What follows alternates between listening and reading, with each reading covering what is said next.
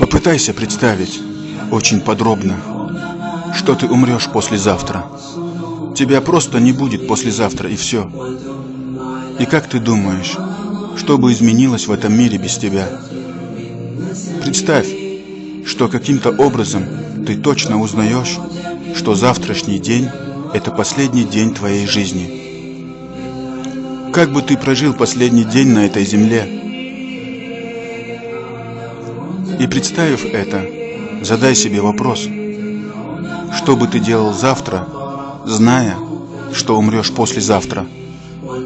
Куда бы ты отправился? Что бы ты ел и что бы ты пил?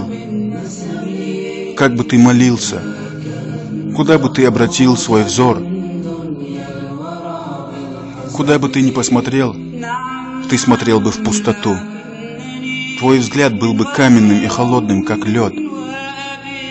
Спроси себя, с кем бы ты увиделся и попрощался? У кого попросил бы прощения, с кем ты в ссоре? Что бы ты сказал своим родителям, сестрам, братьям, мужу, жене? Если у тебя несколько детей, кого бы ты из них обнял крепче остальных? Сколько бы ты плакал, сколько смеялся? Что могло бы тебя обрадовать и заставить улыбнуться? Какие у тебя были бы мысли? О чем бы ты думал? Кого бы ты хотел держать за руку в последний момент своей жизни? Представь свой последний вздох и свой последний взгляд. Ведь когда смерть придет к тебе, ей будет абсолютно все равно. Ей не важно, что будут делать твои родные без тебя, что ты не успел что-то сделать.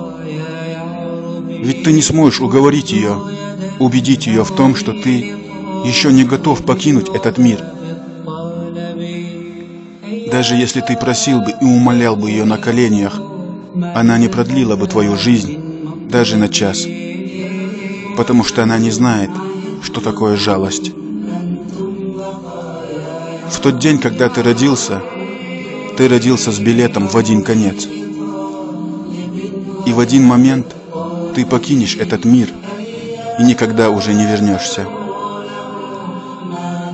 Если бы ты смог сказать смерти, когда она придет к тебе: «Нет, подожди, постой, это неподходящий момент.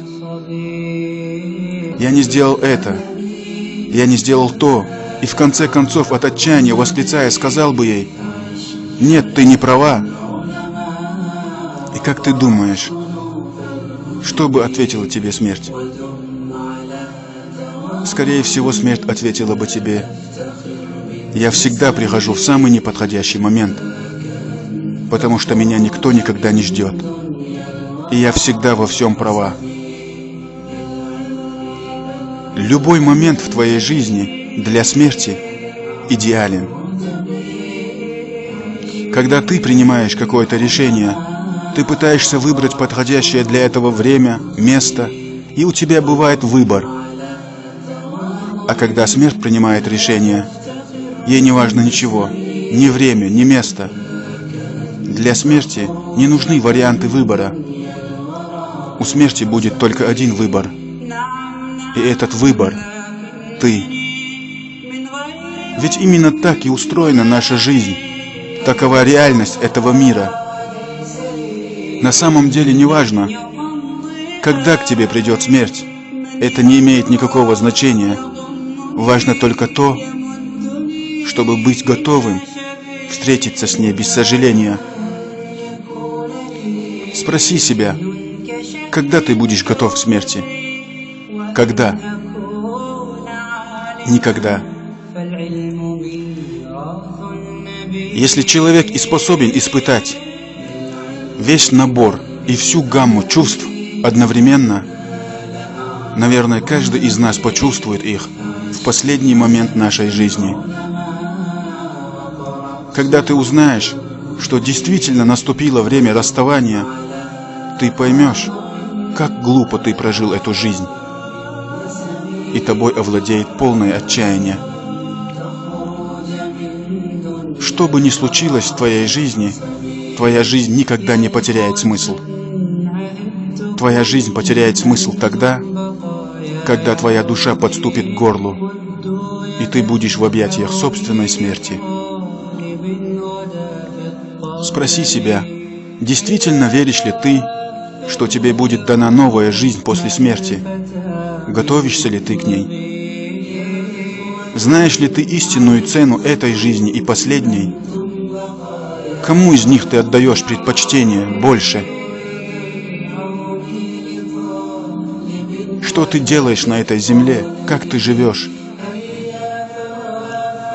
Неужели ты счастлив и наслаждаешься этой жизнью и удовлетворен этим миром, конец которого — смерть?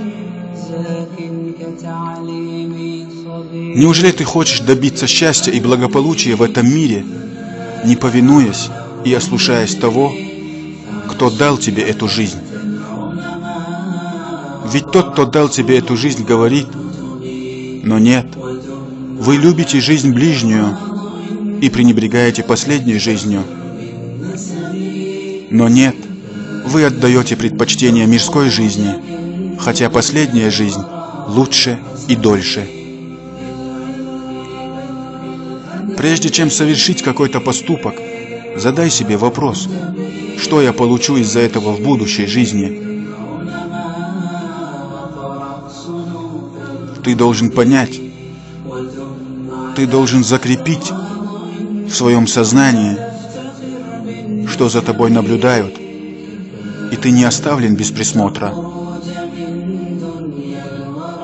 Если ты истинно верующий, если ты мусульманин, то твоя цель — это приготовление к жизни в ахира.